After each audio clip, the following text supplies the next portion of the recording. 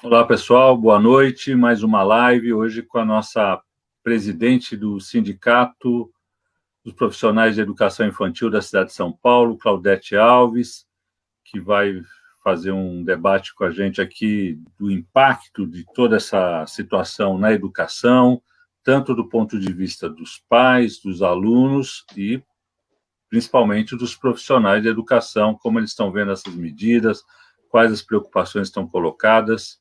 Aqui o Zaratini, mais uma vez conosco, vai poder nos atualizar sobre as últimas informações de Brasília, a votação da PEC, a tal da carteira verde e amarela, mais um ataque aos direitos dos trabalhadores, se aproveitando dessa situação.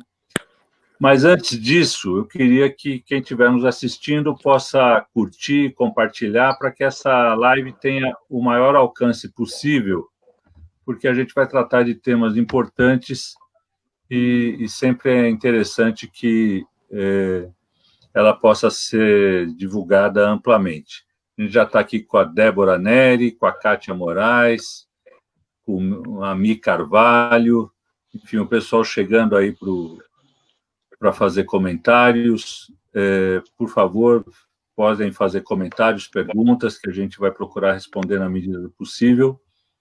E vamos começar aqui com o boa noite do Zaratini e as últimas de Brasília, né? Como é que foi essa semana de votações no Congresso Nacional e a sua avaliação desse momento?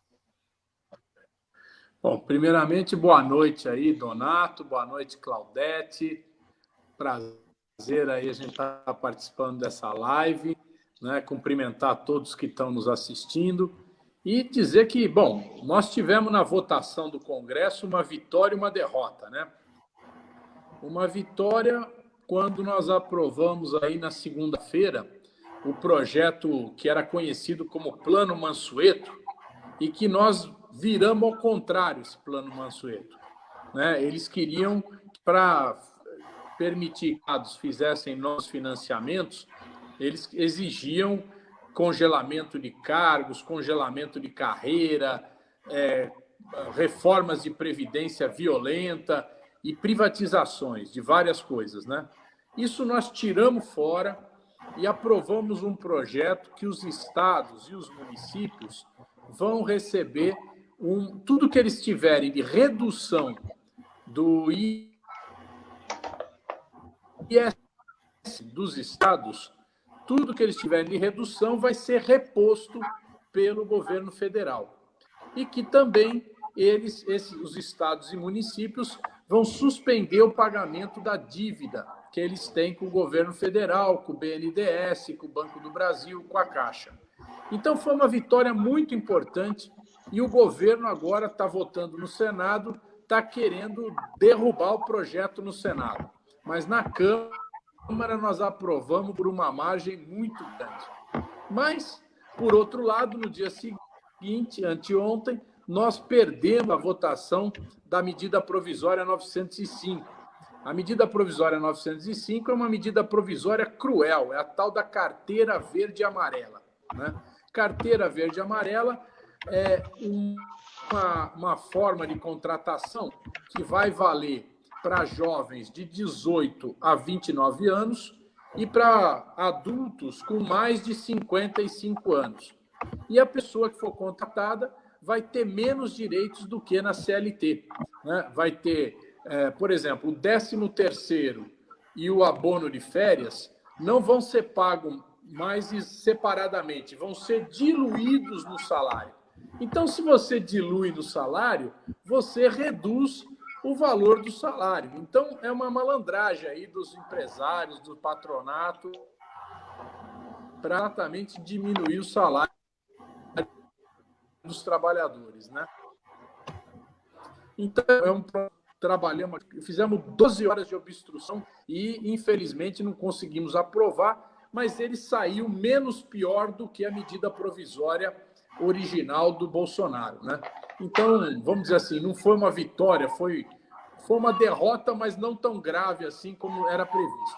Agora, o Senado, nós vamos trabalhar no Senado para que o Senado não vote esse projeto, é uma medida provisória, e ela vai caducar na segunda-feira, ou seja, deixa de valor. Então, nós estamos trabalhando para não votar no Senado e estamos pedindo apoio aí do movimento sindical.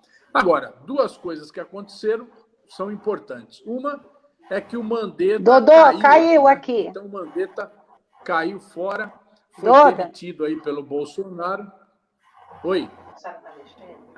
Tinha caído a conexão. Pode continuar que a Claudete está no ar.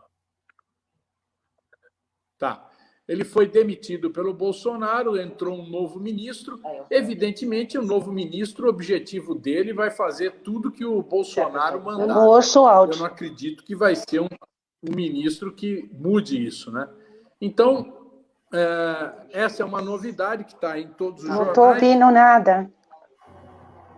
E a outra novidade diz respeito ao problema de que o povo não está conseguindo receber os R$600. Ou é por problema de CPF, ou é uma tal de conta digital. Montaram aí uma conta digital que o camarada não vê a cor do dinheiro. Né? Ele não vê a cor do dinheiro. É um absurdo. Caiu. Então, tem milhares de pessoas aí na frente da Caixa Econômica Federal e que não conseguem receber os recursos desse abono de emergência, né? Então, a situação é essa, Donato. Está difícil, muito difícil para o povo brasileiro aguentar essa quarentena e um governo incompetente como o do Bolsonaro, que só tem uma solução, é acabar com esse governo de uma vez, né? Obrigado, Zaratini. Enquanto a Claudete se acerta aí tecnicamente, vamos cumprimentar aqui a Sueli Everton. Já tem mais de 150 pessoas nos assistindo. Jaime de Freitas, Nestor, Lucas, Fafá Clemente, Lili Rocha, Zuruca, Kátia Moraes, Anésio, Sheila Mendes, André Castro, Tati Pereira, Zé Luiz Rocha, Manezinho Santos, Angelita, João Batista, Ricardo, Joaquim Filho, Roseli Santos, Reni Bastos, Elisa, Nelson, Zé Luiz Rocha, Hélio Barreto, Tereza Reis, Patrícia, Zeca Hora, Marciano Silva, Patrícia, Isabel, Roseli, depois a gente vai falando o resto das pessoas, Leandro, Nalvinha, Marisa, mas agora que a Claudete acho que já está bem aí acertada com os problemas técnicos, queria pedir para a Claudete falar rapidamente aqui, uma primeira palavra, sobre a situação da educação. É evidente que é uma área super importante, mas uma área delicada, porque foi a primeira área a ser entrar em quarentena, em parar, mas isso gera uma série de problemas, tanto para os pais como para os professores. Então, eu queria que a Claudete falasse um pouquinho da situação, em particular de educação infantil, que ela acompanha mais de perto. Agora?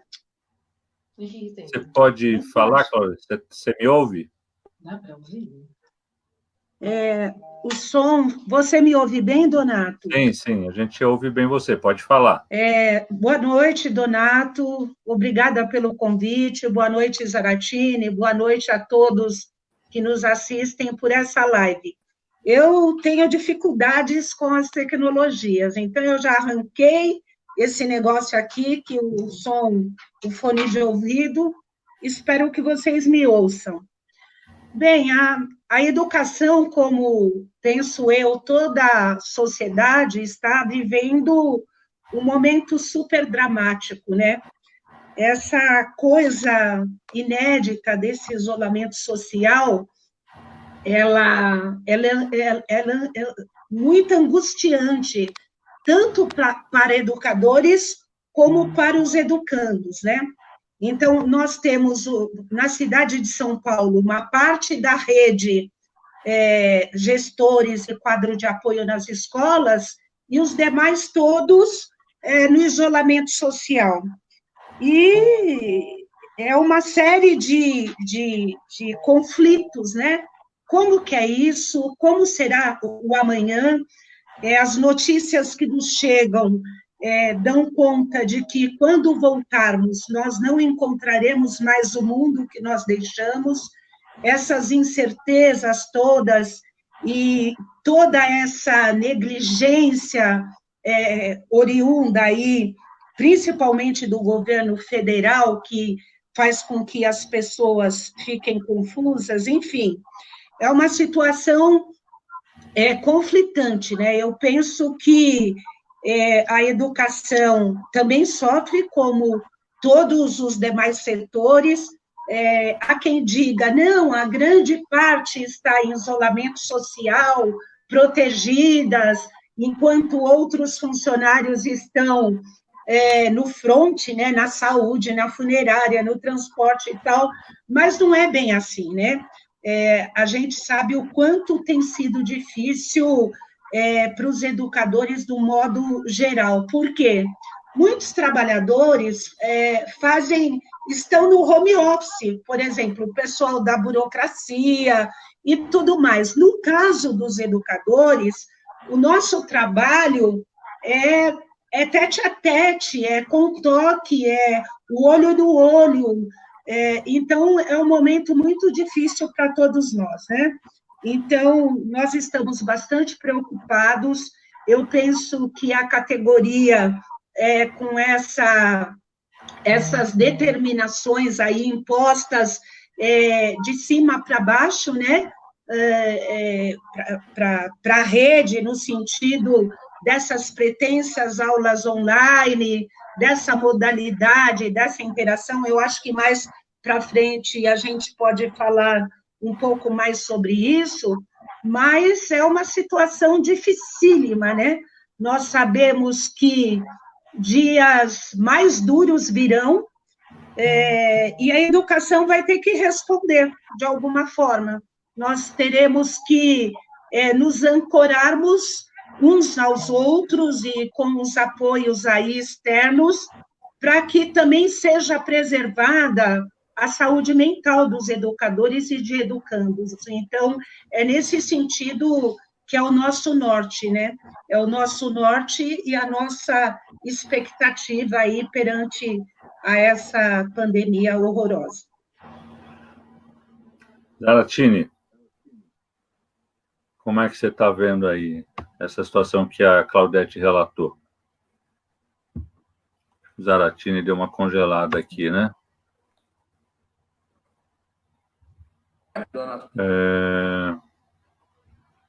Tinha uma pergunta para o Zaratini aqui, mas... Não. Zaratini? Voltou?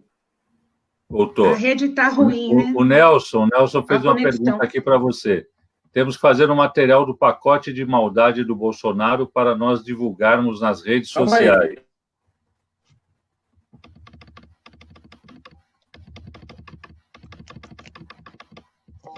A pergunta é para o Zaratini? Para o Zaratini, mas acho que ele não está conseguindo conexão, né?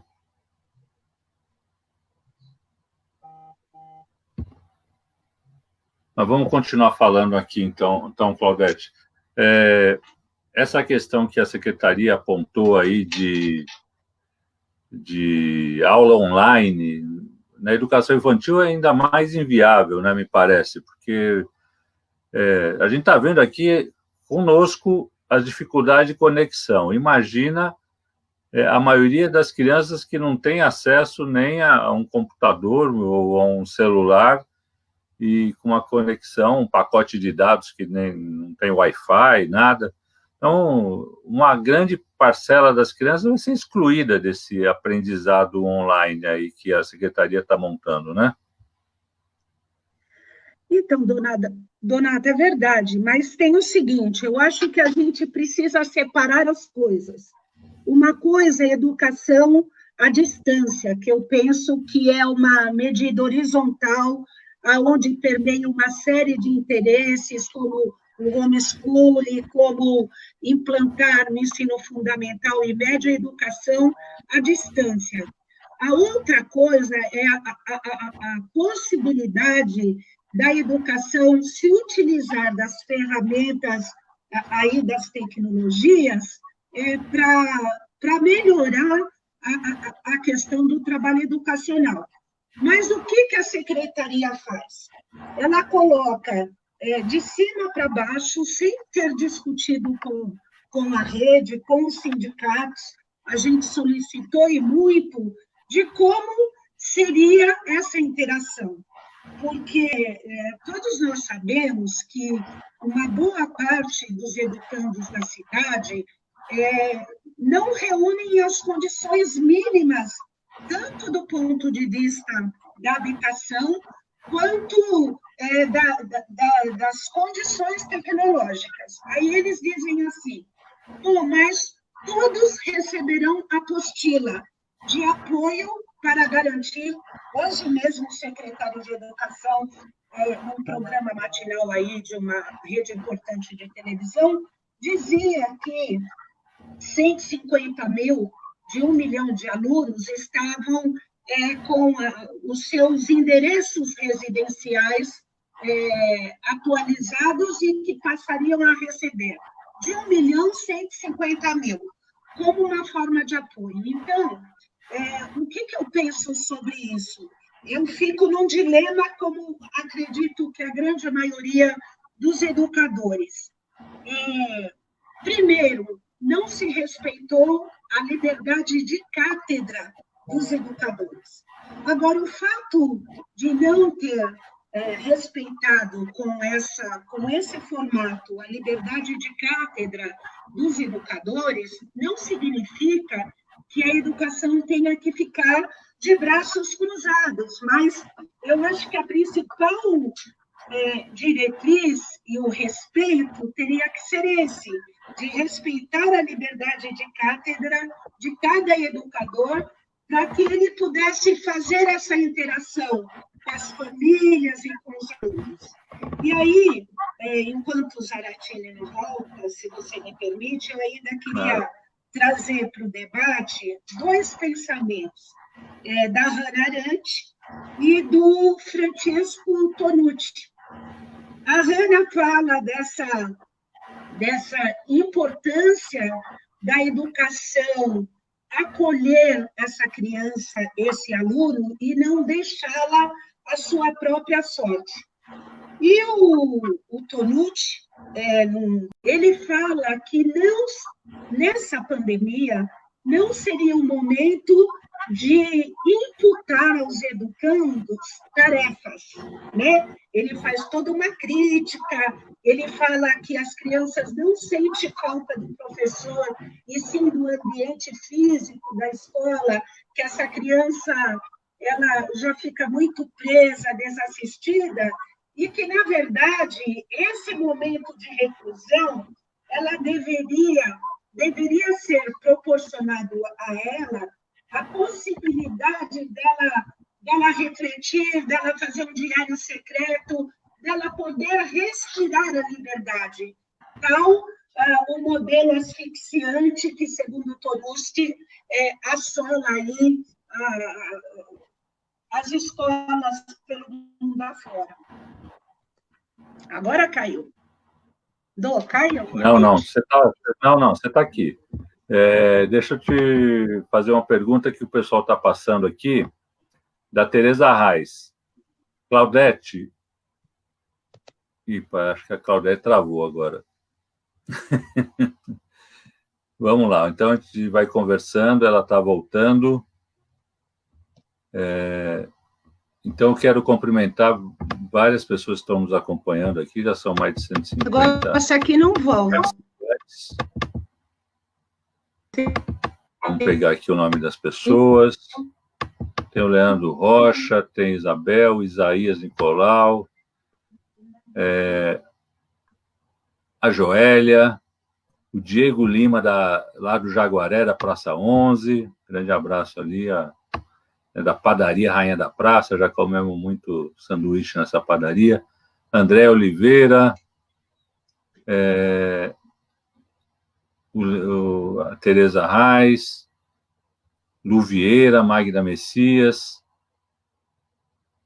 Jean Alberto de Moraes, Sueli Holanda, Eli Santos, Edneia, Vânias, Rosana Damas, Cícera, Marlene Moreira, Sueli Holanda.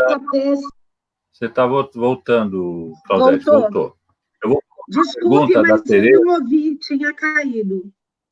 Então, tem uma pergunta da Tereza e tem uma outra pessoa que faz a mesma pergunta. Como está sendo conduzido o processo dos cartões merenda para as crianças das 6, EMEIs e EMEF? É bem polêmico esse tema, porque a Prefeitura de São Paulo só distribui o cartão para quem está no Bolsa Família ou no CAD único, né, e não para todas as crianças. A Claudete podia falar um pouco disso, né, de como está essa situação. Olha, segundo a Secretaria, a semana passada, é muito interessante, eu comentava hoje no fórum com alguns sindicatos, que assim, a semana passada, em entrevista, a Secretaria disse que iria chegar para as 270 mil crianças que estão cadastradas aí nos programas sociais e que somente 2% não tinha o endereço correto. Esses últimos dias, os gestores estão instados a ligarem para as famílias para ampliar o cadastramento. E aí tem essa decisão, né, da Justiça no sentido de se garantir o cartão para todas as crianças. Nós temos uma fala da Secretaria que eles vão ampliar o número e nós estamos aguardando. Por exemplo, hoje eu fiquei surpresa da declaração do secretário da Educação, dizendo que eles têm somente 150 mil endereços. Se os cartões vão para os endereços dos alunos, então eles têm que ampliar para se certificarem dos endereços residenciais, é meio complicado, né? Eu acho que está tendo muitos problemas. Tem uma outra pergunta aqui também, do Igor Santos. Como está a questão das crianças com necessidades especiais portadoras de algum tipo de deficiência? Se existe alguma política nesse momento para elas? Olha, que nós saibamos, não. É como eu disse a você, o Fórum das Entidades Sindicais solicitou, na modalidade online, que nós pudéssemos nos reunir com a Secretaria para ver como seria toda essa implementação, mas a gente não conseguiu. Um dia antes da publicação da orientação normativa, nos deram um prazo, né, até as 18 horas, nós nos reunimos 4 sindicatos online, apresentamos uma proposta, mas não teve alteração nenhuma da minuta apresentada. Então, nós não sabemos, nós não temos notícias. E a gente continua insistindo aí que a gente possa nos reunir com a Secretaria, com o Secretário Municipal de Educação, para tirar essas dúvidas, discutir, apresentar sugestões, enfim, é isso. Legal.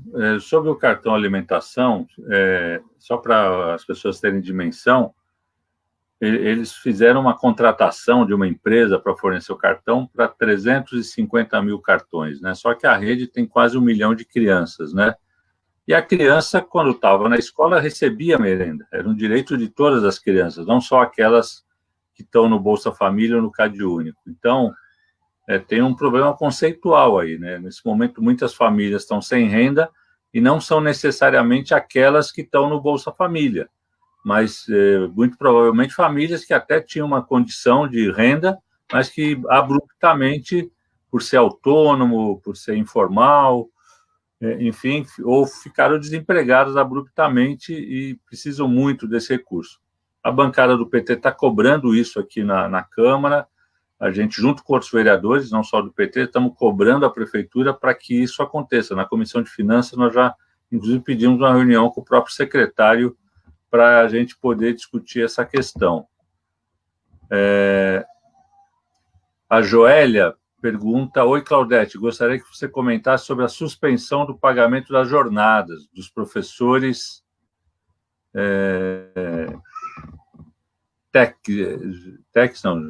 GECs, né? GECs.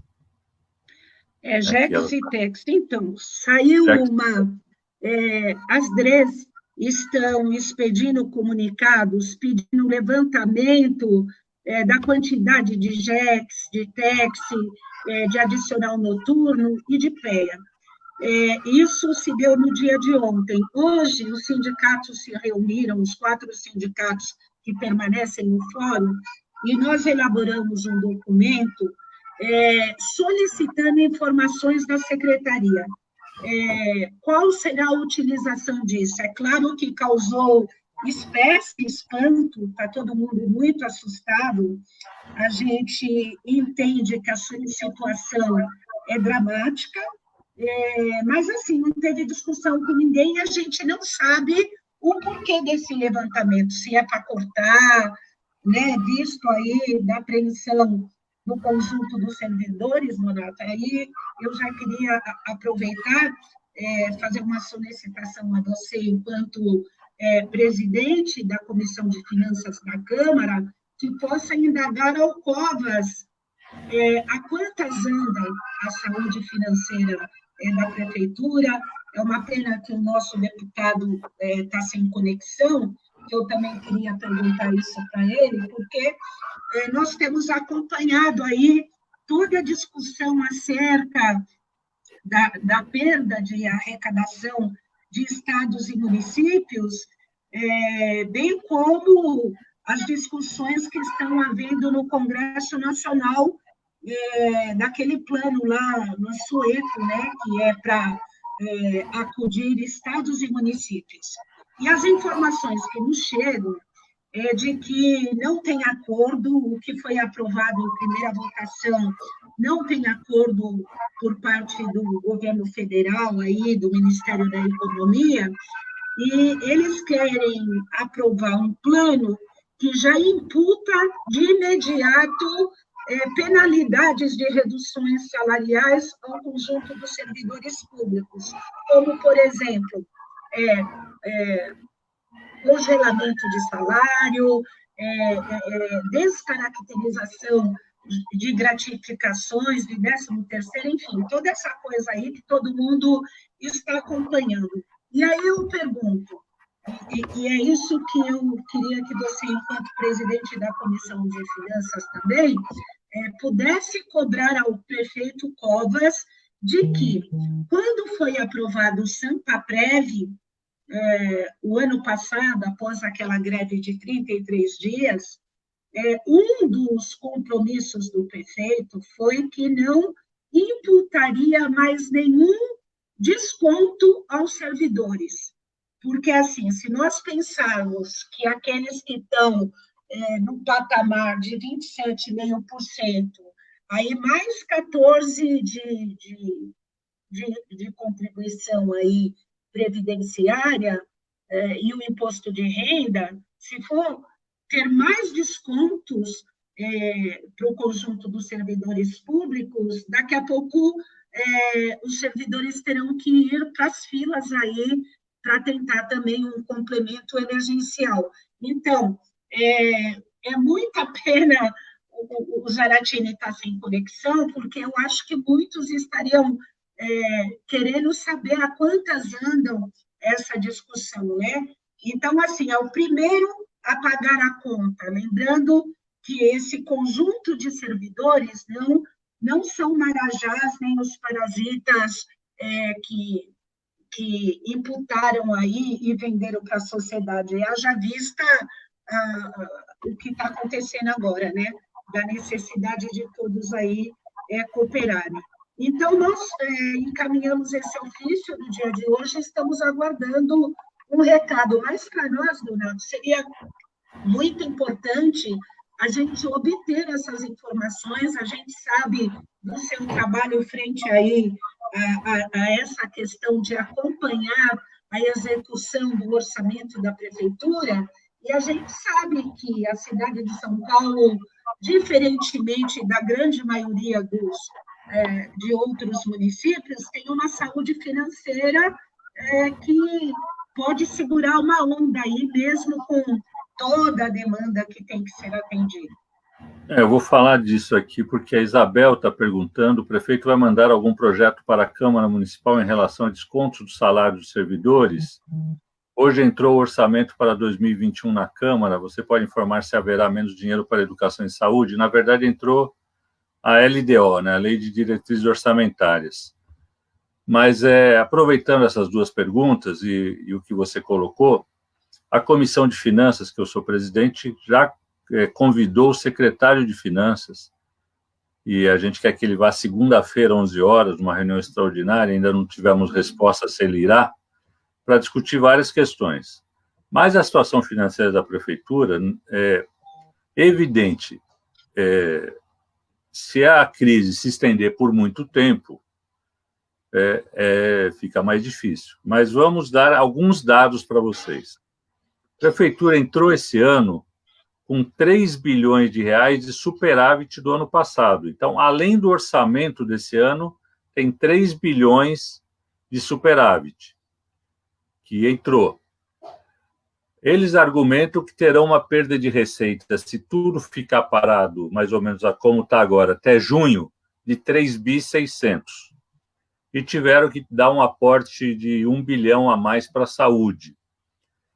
Só que, aprovando no Senado, o que foi aprovado na Câmara Federal, de que a arrecadação do ICMS e do ISS vai ser reposta, a situação vai ficar praticamente normal. Vai ficar uma situação sem grandes problemas, sem grandes sustos. Então, não tenho notícia de nenhuma mensagem de corte de salário. Acho que isso não está cogitado nesse momento, até porque o prefeito é candidato à reeleição, diferente do Dória nesse momento, que a sua eleição só daqui 2 anos. Mas a gente tem que ficar atento. Mas não vejo motivo, nesse momento, para qualquer tipo de ataque ou de corte desse tipo, que seria um corte violento e dramático. De cortar salário não tem sentido. Então, essa é a situação da Prefeitura hoje. Então, a gente já está atento para isso. Estamos chamando o secretário de Finanças. Se ele não for segunda, vai na quarta ou vai na quinta da semana que vem. Algum dia da semana que vem, ele irá falar conosco e a gente vai estar muito atento a toda a demonstração financeira. O que a gente tem até hoje, de balanço até 15 de abril, é que a crise ainda não atingiu a arrecadação, até 15 de abril. É evidente que daqui para frente a gente percebe que a atividade econômica está muito mais baixa e vai ter uma diminuição de recolhimento de ISS e de ICMS. Mas a gente não sabe a dimensão disso. Mas, de todo jeito, a Prefeitura tem um colchão com esse superávit que ela mesma criou ao longo desses anos. Então, a gente não vê razão para isso. Mas, voltando aqui diretamente ao tema da educação, a Tereza faz uma pergunta que eu queria colocar na tela. Claudete, esse processo de atividades online precisa de uma devolutiva dos educadores na hora de realizar as atividades. Esse processo de atividade online tem um vácuo muito grande e falo de uma experiência que estou vivenciando com a minha neta do Estado. No Estado, a plataforma é incipiente, não tem um fórum de debate, os professores não dão devolutiva sobre as dúvidas dos educandos nas atividades. A plataforma fica lotada de atividades sem propósito. Como ficará o ano letivo? Essa é a questão. Então, se você pudesse falar um pouco desse tema, que é um tema que aflige muito pais e mães e avós, no caso da Tereza, que está acompanhando a neta aí. Então, olha, na verdade, na educação fundamental, é óbvio que essa apostila, essa dificuldade de interação oriunda exatamente pela uma falta de condições técnicas e de recursos de famílias, inclusive de professores, vai dificultar muito essa ação. E aí, novamente, eu recorro ao que diz o Tonucci, entendeu? O correto seria tanto o governo do Estado quanto o governo municipal aproveitar esse momento, que não é um momento que foi desejado por ninguém, para formar os professores e dar essa liberdade para que essas crianças pudessem reinventar essa relação perdida com seus familiares. Eu acho que nada imposto poderia, como exemplo, aproveitar os sinais de TV abertas e produzir possibilidades estimulatórias para o conhecimento, entendeu? Ao invés de imputarem, engessarem essa questão do currículo. Por exemplo, na Prefeitura de São Paulo, nós temos ouvido aí, GSME, que na volta os professores terão que avaliar o que essas crianças aprenderam. Uma coisa é uma coisa, outra coisa é outra coisa. Por exemplo, tem famílias que conseguirão dar o suporte de orientação através da apostila, que poderão tirar dúvidas com os professores, enfim. E as que não puderem, então, de novo, a gente vai estar promovendo esse fosso, né? Esse distanciamento, aprofundar a desigualdade na área da educação. Eu, particularmente, eu penso que é resultado, né, do desmonte que foi feito aí, onde cada vez mais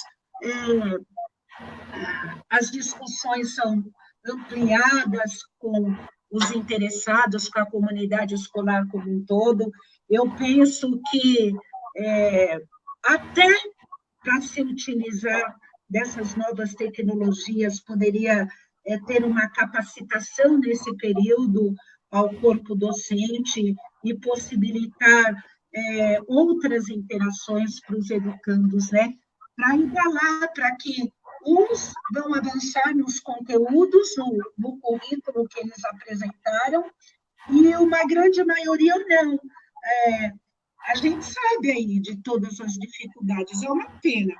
Agora, isso não significa que nós tenhamos que ficar de braços cruzados. Por exemplo, o CEDIM, vendo toda a dificuldade aí dos companheiros educadores em relação ao cumprimento do que se determina orientação normativa aí, da volta às aulas, a gente elaborou um curso que está disponibilizado a toda a rede aí, no sentido de facilitar com sugestões essa interação, né?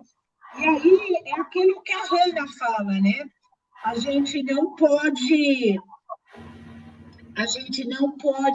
deixar as crianças nesse isolamento, nossos alunos. Isso não significa dar aula, mas promover essa interação.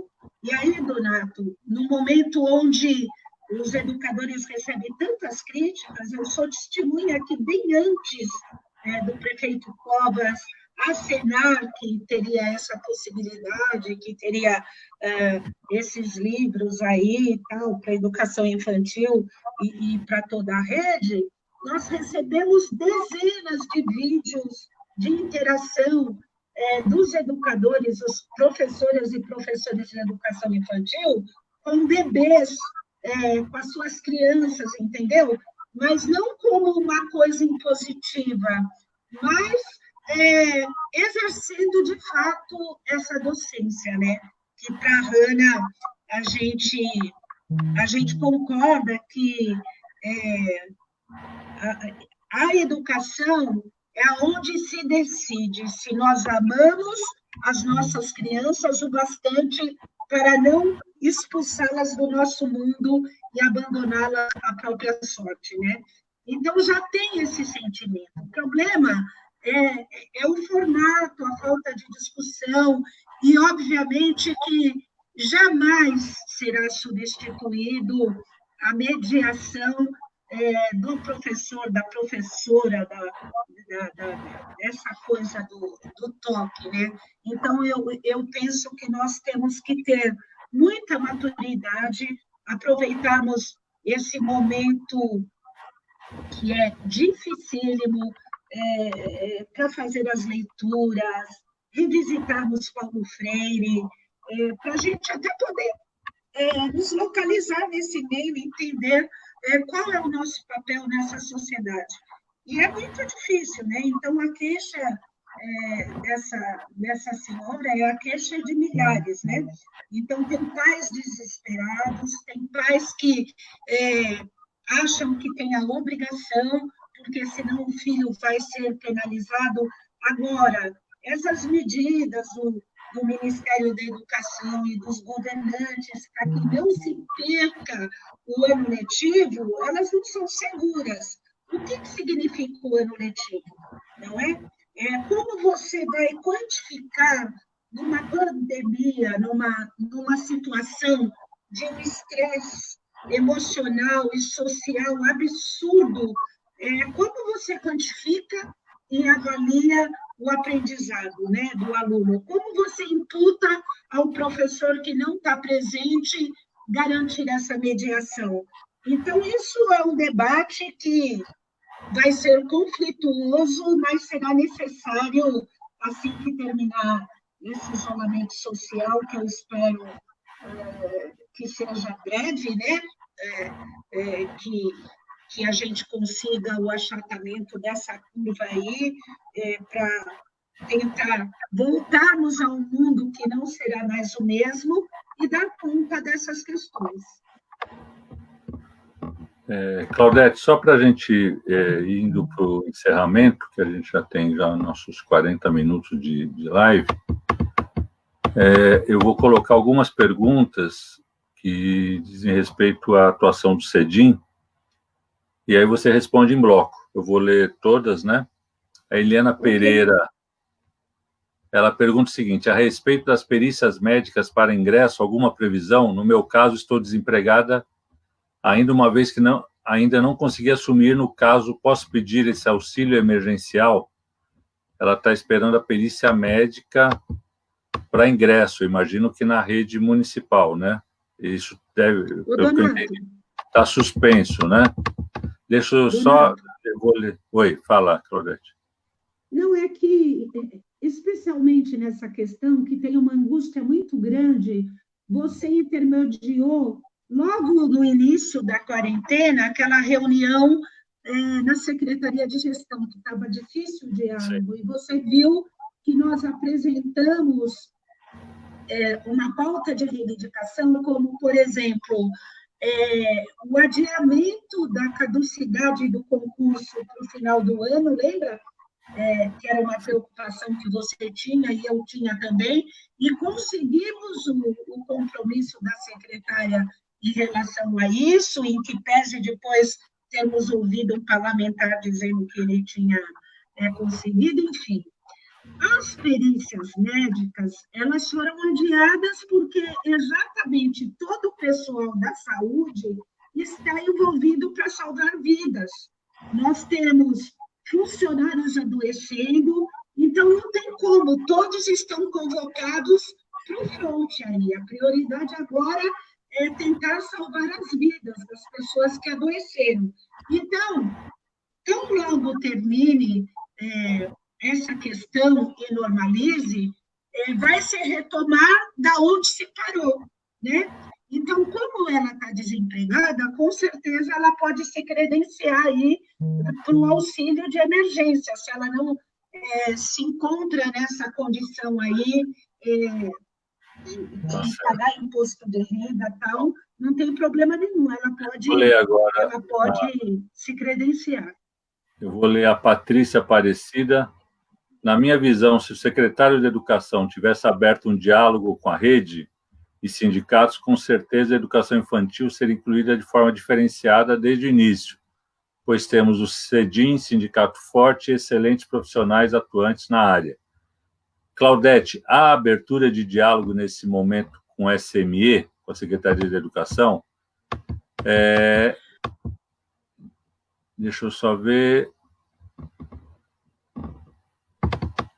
Tem mais uma pergunta aqui.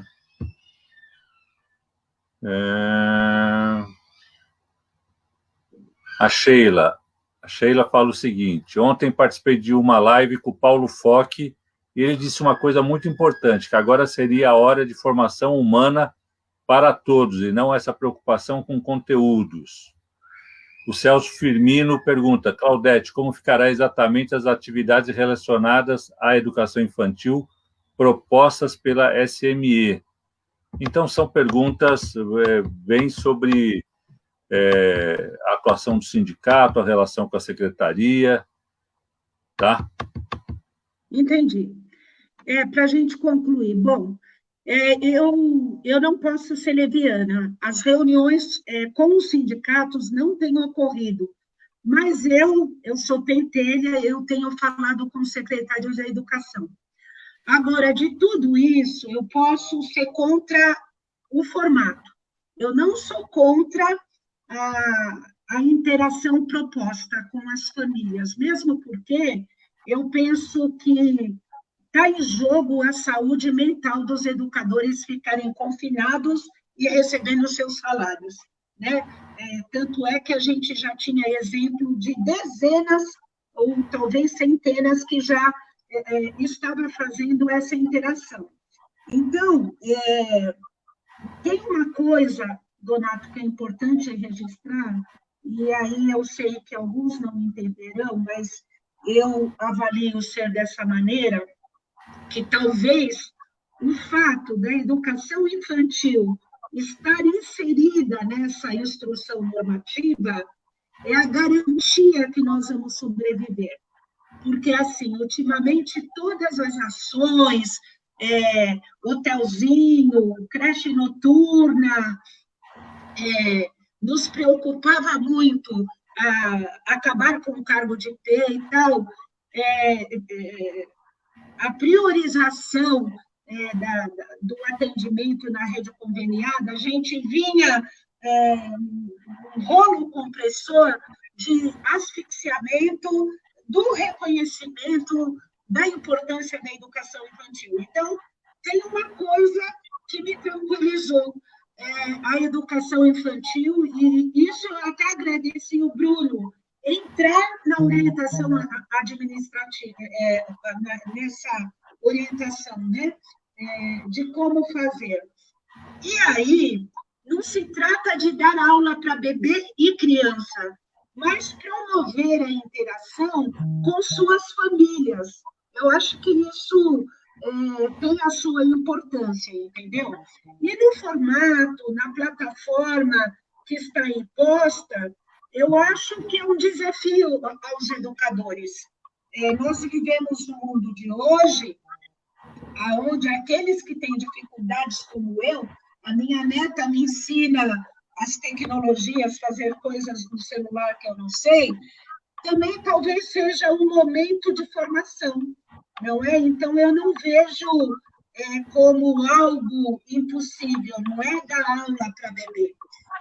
Eu comentei que o CEDIM apresentou uma série de sugestões aí, que está aberta a toda a rede, como apoio para aqueles que queiram executar atividades na educação infantil, mas eu repito, essa interação. Agora, tem uma preocupação que eu aproveito até para pedir o seu apoio aí. Nós temos casos na rede, por exemplo, de pessoas que têm uma preocupação muito grande de exibir a sua imagem nas redes sociais, por conta de problemas e perseguições pelos mais variados assuntos. Como é que fica? Nós encaminhamos uma solicitação para a secretaria, eu devo estar falando com o Bruno, se ele me atender como no contato telefônico, que é uma preocupação muito grande, e tem a questão também da inibição de se expor, né?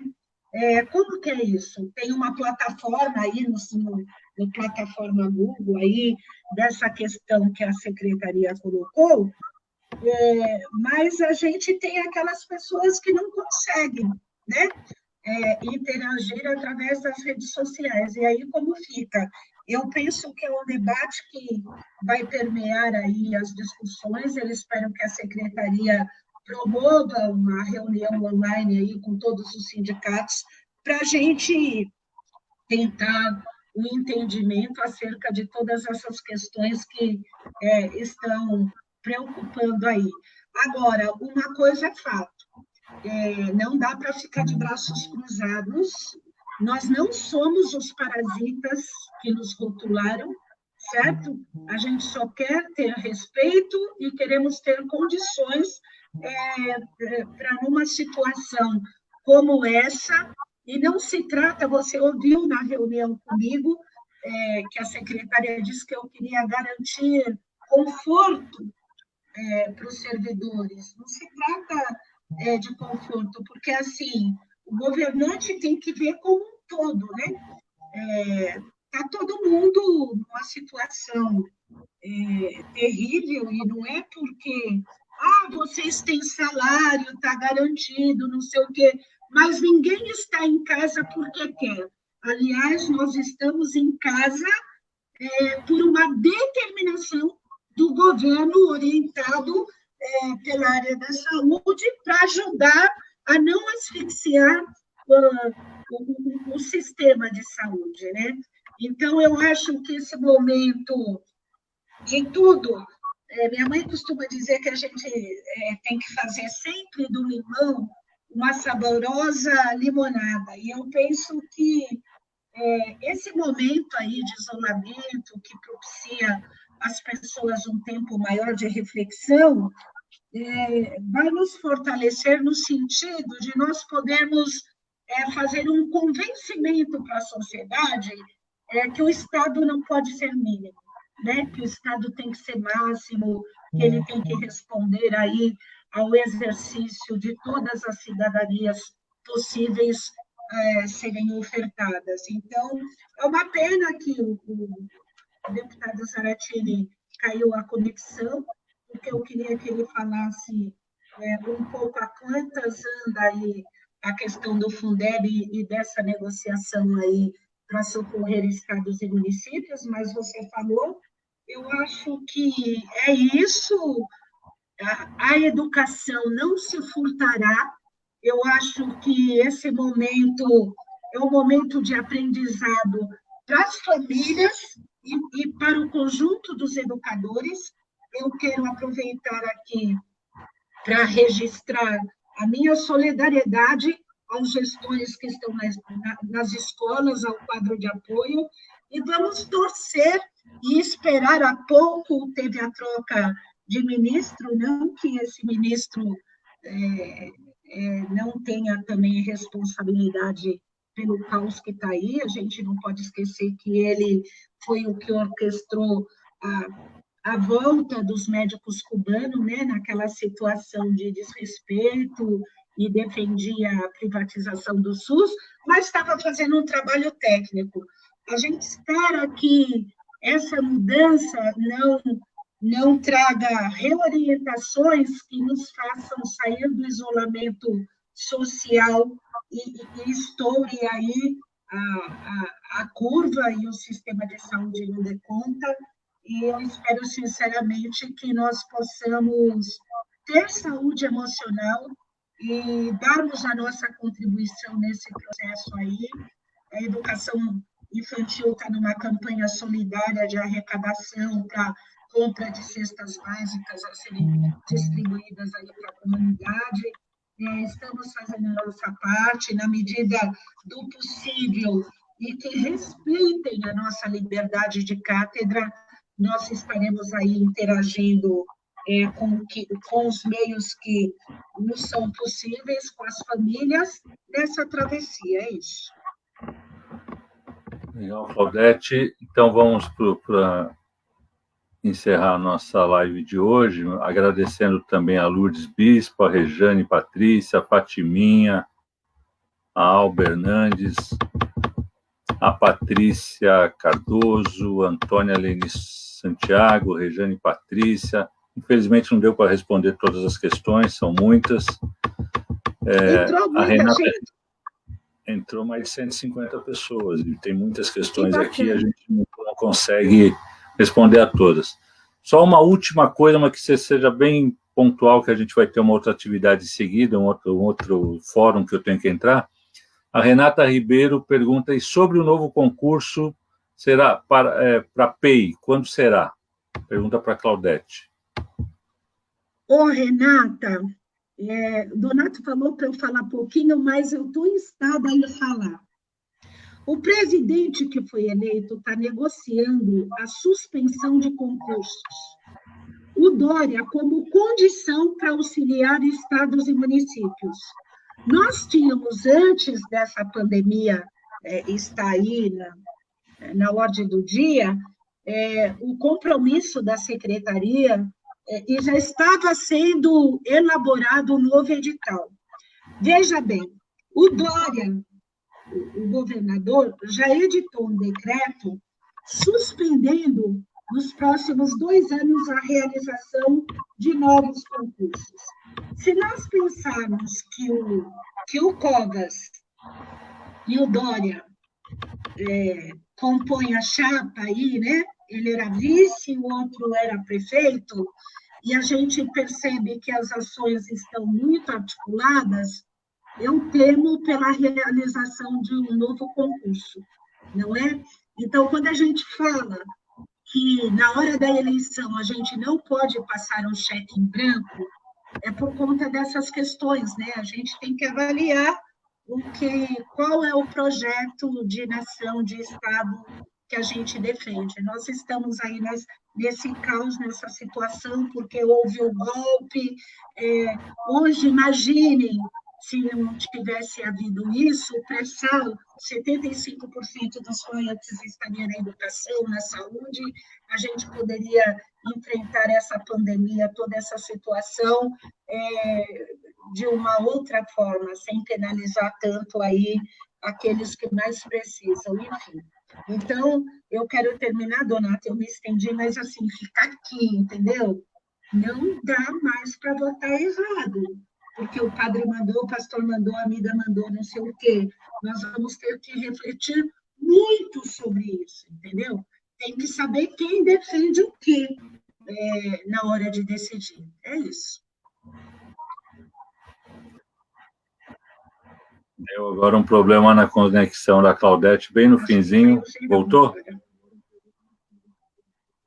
Não, mas voltou. Voltei. Voltou. Bom, só para cumprimentar aqui o Adson Ângelo, o Sidmar de Oliveira, deixa eu ver quem mais, aqui a Aline Pimentel, o Nando Lula, muito obrigado pela presença, Robson Franco, a Keila Lima, Marcia Borges, Patrícia. Eu estou com saudade de todo mundo. Muito obrigado pela participação de todos vocês. Amanhã a gente tem uma outra live, nesse mesmo horário, 18 horas, sobre assistência social, com a Fátima, que é do Fórum de Assistência Social, que é uma área que também caótica nesse momento, que tem muita coisa para a gente debater, e depois procurar encaminhar na Câmara, como as questões que a Claudete colocou, a gente vai estar virtualmente falando com os secretários, estamos tendo que reaprender a organizar a política desse jeito, mas estamos atuando aqui direto, e estamos à disposição de vocês. Eduardo Kennedy também aqui, muito obrigado pela presença. Zuruca, do Rosana Bronx, é o nosso rapper aqui do Jardim Rosana, no Capão Redondo, todos eles assistindo a gente, acompanhando, muito obrigado a todos. Quem puder, fique em casa, siga as orientações das autoridades sanitárias, não vamos cair na conversa mole de quem a gente sabe que quer o caos, quer a morte, quer o genocídio. Vamos lutar pela vida, esse é o papel de todos nós. Muito obrigado, boa noite a todos, muito obrigado, Claudete, foi ótimo, e foi uma das lives com mais participação e público, né? Bem legal. Muito obrigado a todos. Eu que agradeço. Gente, eu estou com saudade. Um beijo no coração. E o Zaratini caiu aí, mas um grande abraço, viu, Zara? Obrigado aí pelo rosto mais apoio. Donato, obrigada. Tchau, um abraço. Tchau.